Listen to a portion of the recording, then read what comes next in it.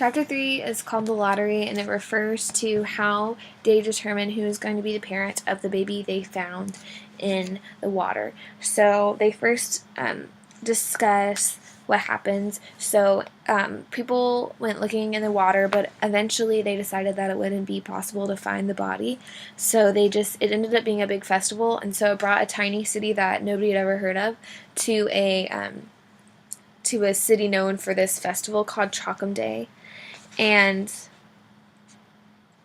there was a thing about how one person was trying to remember something terribly important, and so he tied it to his finger, and then he tied it to his pinky, and then he tied it all over himself. Instead of remembering what the important thing was, he could just remember the string. So that is important.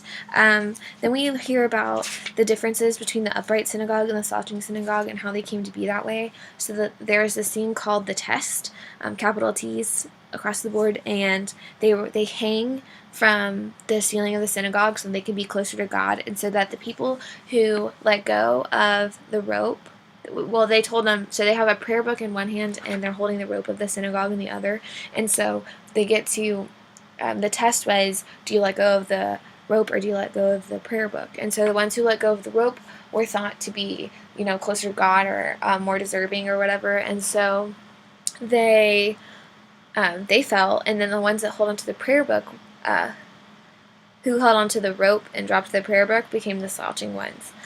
And so then they had separate church. So then in the upright church, they separated it between men and women.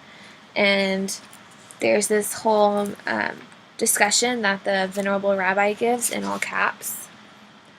And he talks about the differences between heaven and hell and how they became an equilibrium, so they had to drop a shade between heaven and hell so that they couldn't see each other, and that's why the men and the women were separated.